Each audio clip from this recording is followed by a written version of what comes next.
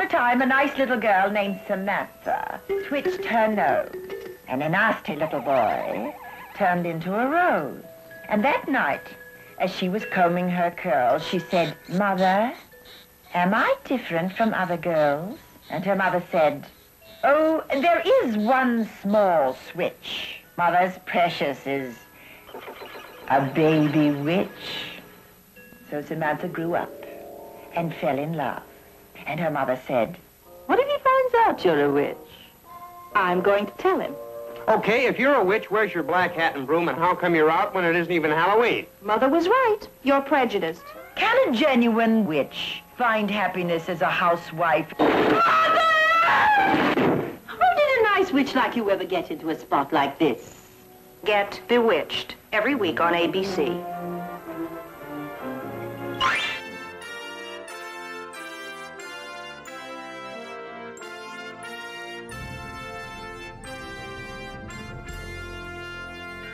Sitcom, are ye faithful? A Christmas podcast special, where again I discuss 25 Christmas sitcom episodes. Please come and listen every day until Christmas.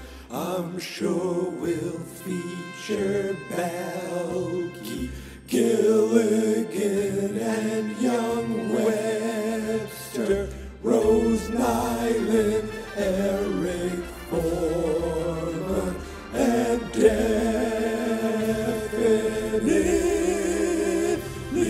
Mork. We'll definitely talk about Mork.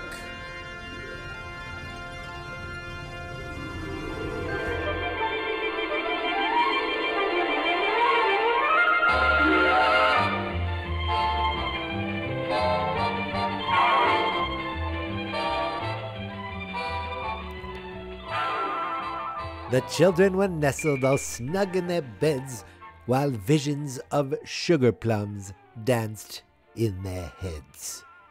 Hello, ladies and gentlemen, and welcome to day 13 of Sitcom, All Ye Faithful. And that little bit of poetry was from, of course, the classic 'Twas the Night Before Christmas. Well, actually, the poem is called A Visit from St. Nicholas, but everyone seems to always, it seems like the nickname for it is, 'Twas the Night Before Christmas, that one. Written by Clement Clark Moore. The reason I'm bringing this up is the line, visions of sugar plums. Because that is what today's episode title is based on, a vision of sugar plums. Episode 15, Season 1 of Bewitched. La da dee da da doo da doo. Bewitched is one of those shows that as a kid was on every day, I feel like. It is one of those shows that I watched many episodes of as a kid.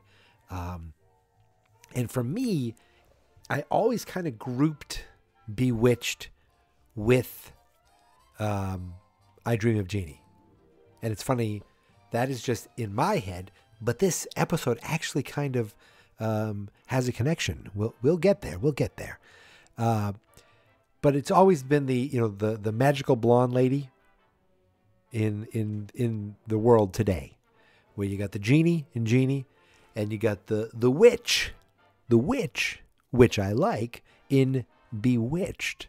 This is the first season, only 15 episodes in, for a show that lasted 8 seasons and 254 episodes.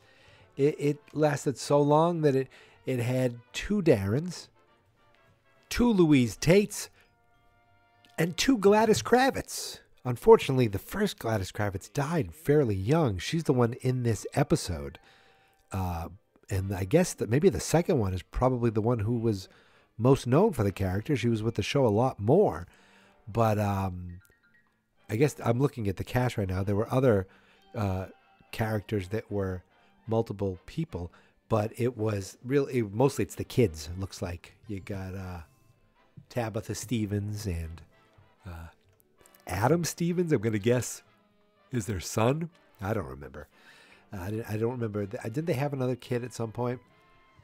But I watched the first season episode, which we have the original Darren and the original Gladys Kravitz.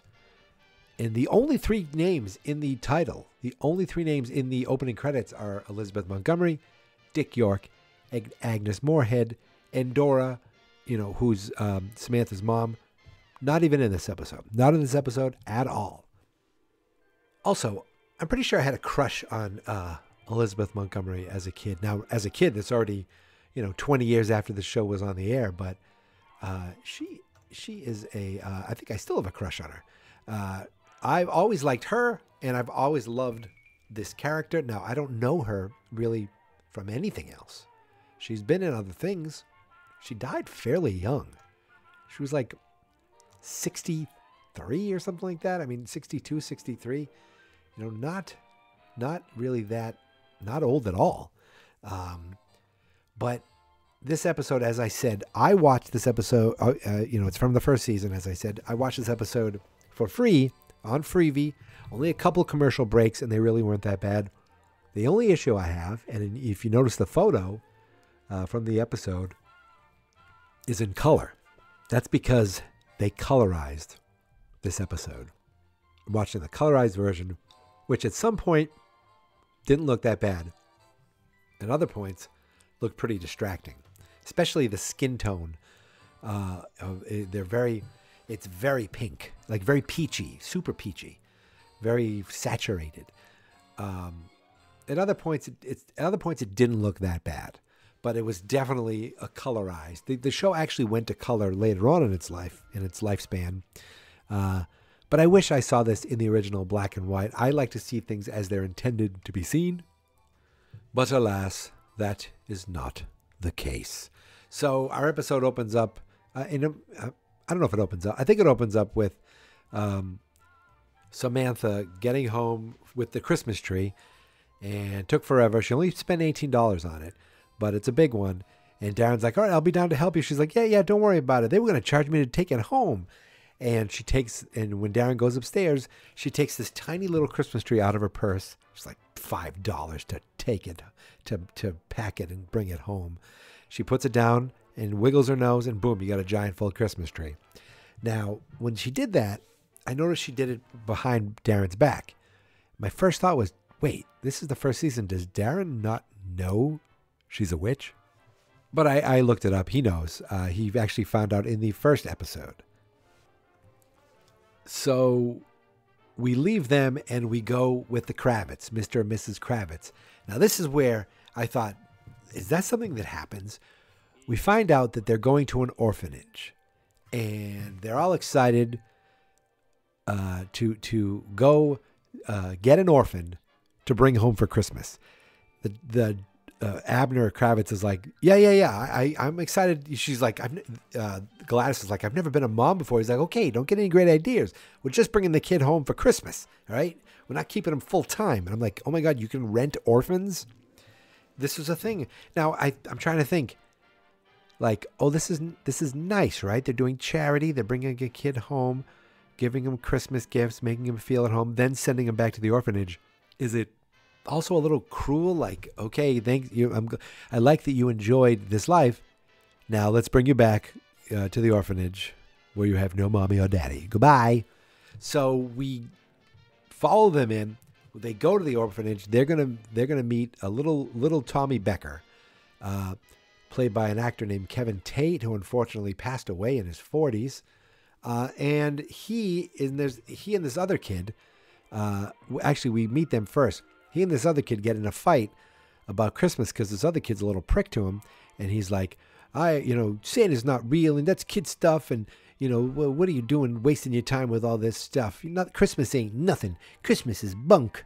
And that kid, that young boy, the character Michael, is played by Bill Mumy, best known as Danger Will Robinson in Lost in Space. And it seems like he still does a lot of voice acting, and has for many a years through the 2000s, up at least through 2020. He's not dead, is he? No, he's not dead. So at first it seems like the other kid's going to be the main kid. He goes home with the Kravitz after him and Bill Mumy get in a little fight. They actually, at one point, they're whipping around each other. And I'm thinking, these are no little stunt doubles. These little shits are beating up each other. But they bring Kevin home, the Kravitzes do, and then the Stevens, Darren and Samantha show up, and they're there to rent a small child too. And their small child that they got is Michael, the troubled youth. And Darren's like, I talked to the woman, and she's saying he's troubled, and maybe he's more than we bargained for. And Samantha's like, no, I can deal with him. She has a little talk with him, helps him, gives him a tissue for his nose, and then they bring him home, and from there, they try to have a nice time with him, and he's like, this is nice, but I know Christmas isn't Santa's not real, Christmas is worthless, blah blah blah, and that goes on for a few minutes, and they're like, at night, Darren gets dressed up as Santa Claus, and Samantha goes up to tuck him, Samantha's reading a story to him, and she knows that Darren's outside, so she's reading the story. Then she gets really loud to wake him up. She's like, oh, I'm sorry, Michael. Did I wake you up? Oh, anyway, let me tuck you in. And then they hear something. Like, what's that noise? He's like, what is it? I don't know. We need to go check downstairs. Help me. Come with me. It's probably Mr. Stevens. No, he's not here. Let's go. They go downstairs, and there's Darren dressed up as Santa Claus, putting gifts under the table, under the tree. And he's like, oh, hello, Mr. Stevens. Oh, thank you for trying. And goes back to bed. Just like, really like, oh, I hate Christmas. So from there, Samantha's like, you know what? I can't deal with this anymore. I need to tell him the truth. She goes upstairs and she's like, hey, Michael, listen, I need to tell you something.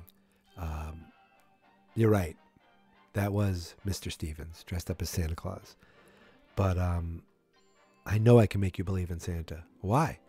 Because I've met him. That's right. I told you. She's telling him the truth. I met him and I know him. It's like, what do you mean? I know him. Well, how could you know him? Because I'm special. And you want to go to the North Pole and meet him? Well, how can we go to the North Pole? I could take you there because I'm a witch. Boom. She's not hiding it. She's telling him right away, I am a Emma effing witch and I will fly you to the North Pole to meet the Santa Claus. What do you think of that? And he's like, nah, no thanks. And he goes to bed. I'm kidding. He's like, what? You're a witch? Prove it. She goes, okay. She gets up, walks to the side of the room, snaps her fingers, boom, full witch shirt, a full witch dress. And the kid's still not like, he's like, well, what about your hat? Snaps her fingers, boom, witch hat. What about your broom? Snaps her fingers, witch broom. And it flies into the room. And he goes, can we fly on that broom? He's like, sure we can. That's how we're going to go to the North Pole. Then Darren comes in. He's like, what's going on? She goes, well, I'm going to take him to meet Santa Claus at the North Pole. What? Yeah, we're going to go to the North Pole. You want to come with us? You want me to fly in a broom with you to the North Pole? Yeah, okay. So they get on the broom together. Now, over at the Kravitz house, they're getting ready for Christmas, and everything is so perfect. The only thing is, Abner really doesn't want to spend money because they got a bunch of gifts for young Tommy. He's like, oh, it's the, can't wait. The 25th is what really counts. He goes, and then the 15th of the month after that, which I think means he has to pay off the credit card or whatever he used to purchase all these gifts for this young orphan. So Gladys goes, I think she's going to get punched or to change a record or something, looks out the window, sees the Stevens, Darren and Samantha and young Michael flying away on the broom. And the special effect, I think it might have just been cartoon, I don't know, but it was funny. And she goes, oh my God. And like, what is it? She goes, it's something out there. And and Abner's like, oh, it's probably Santa and his reindeer. She's like, no, it wasn't Donner or Blitzen. He's like, well, maybe it was Comet and Cupid. And she's like, no, he says, no, you didn't, I don't know. I just saw something out there. So she's all like, what the hell was that? I'm surprised she didn't start drinking right then and there. If this was a different show, she would have said, have another whiskey, Gladys. So we get to the North Pole, and it literally, it's the North Pole because there's a sign that says North Pole. And right next to that sign is Santa's workshop. Santa's not hiding it. It's not like an unlisted address. It's right there, listed, Santa's workshop. They're like, oh my gosh, this, I don't know what else to say. This cross-eyed little person answers the door dressed up as an elf. Who's there? Is Santa there? Is Santa busy? What do you think? Of course he's busy. It's Christmas Eve. He goes, well, tell him Samantha's here. Samantha who? Just say Samantha. He'll know. He goes back, comes back. All right, come on in. They go in, and you just see all the elves working on the work. Can I say how much I loved this episode? The fact that we're getting full Santa's workshop. We're going to the North Pole. We're dealing with the real Santa. I mean, this was like Christmas magic. So they go inside, and there's the workshop. Everything going, everything is being built by elves. And Santa comes out. He's like, hello, I'm Santa. Shakes hands. Hello, Samantha. Oh, nice to meet you, Darren. And, you are Michael. Nice to meet you. And he comes and sit down. He goes, what do you want for Christmas, Michael? So I really don't know. He goes, and then Santa tells him, well, he goes, I thought you'd be heavier or something as well. I'm trying to lose weight, but it's harder than you think. But this guy looked good as a Santa. Cecil Kellaway. And I believe I read that his brother was the Santa in Miracle on 34th Street, if I read that right. So he says, what would you like for Christmas? He goes, I don't know. He goes, well, that's you can pick anything in here you want. But maybe it's not about giving. Sometimes the spirit of Christmas is maybe it's not about receiving your gifts, because sometimes the spirit of Christmas is about giving. And then it fades away into like a dream, and we wait, and we come back, and Darren and Michael are asleep on the couch together. And Darren wakes up. He's like, oh, I had the most amazing dream. She goes, oh, did you? Oh, okay. Why don't you bring Michael up to bed? Okay. Ooh, it's very cold in here. He gets up and walks away, and his feet are leaving wet shoe prints everywhere because they were actually in the North Pole. This was not a dream. They wake up the next morning, and what happened? They wake up the next morning, and they're all happy. They're happy with everything they got for Christmas.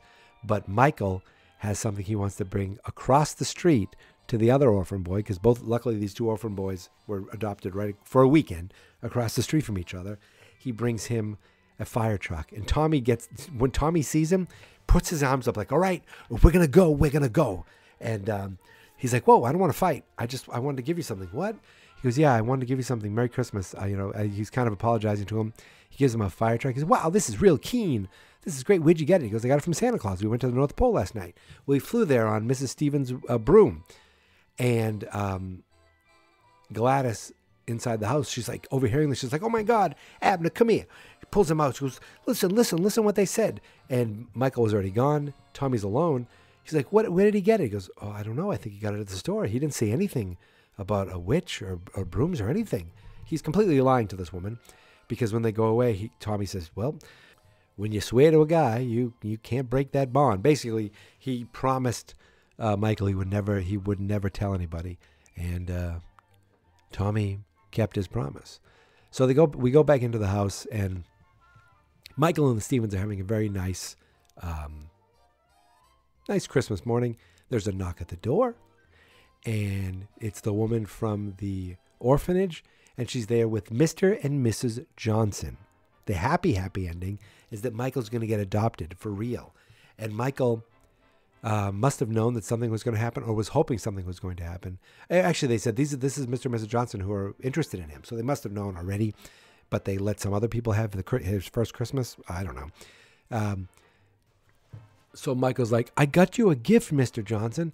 He's like, you did? He goes, yes, it's a toolbox. I thought maybe you and I could use it to fix some things. I would like that. I would like that too. Let's open it right now. And of course, I don't know who Mrs. Johnson was. She was played by someone named Jerry Johnson.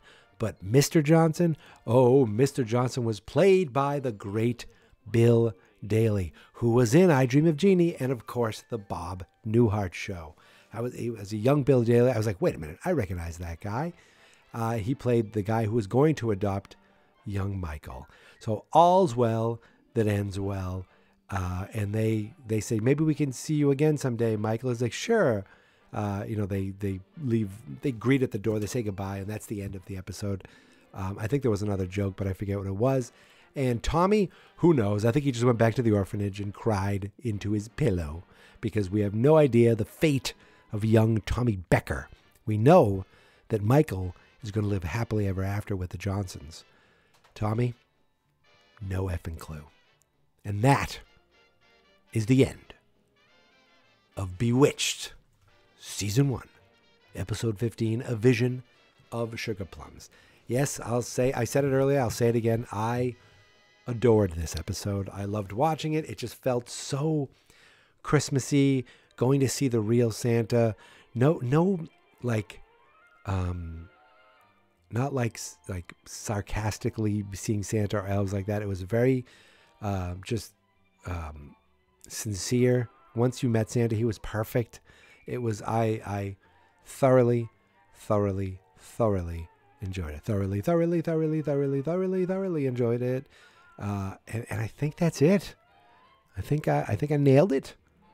I think we're done here. Tuesday in the books. And of course, the 13th day, 13 being the number of evil for some reason, is the day, of course, that I'm talking about witchcraft. But happy witchcraft. Put it this way. Bewitched is such a big deal, and Samantha Stevens is such a big deal. She has her own statue in Salem, Massachusetts. If you didn't know that, it does exist. So now I'm done. My friends, you can find me on Twitter and on Instagram at Geek Mentality. But did you know I'm also on Mastodon? I don't do anything there, but Geek Mentality's there somewhere. I don't even know how to tell you how to get there. But there's an account, and I don't use it, and I don't plan on using it unless I have to. And we're also on Facebook at Fans Not Experts. And of course, every episode of Sitcom All Ye Faithful can be found at fansnotexperts.com/sitcom. So until tomorrow, my friends. I was trying to wiggle my nose right now. It didn't work. Thanks again for listening. Thanks again for subscribing, following, smashing that like button, ratings, reviews, all that fun stuff. And until tomorrow, my friends, here is my theme song. This is my podcast. I made it. Geek Mentality's what I named it. And I think you should listen and subscribe. 'Cause I'm kinda funny and awesome. I think that I'm worth your time. And I'm kinda handsome. My mom says, please listen and please subscribe. At least listen to this episode. Fans Not Experts.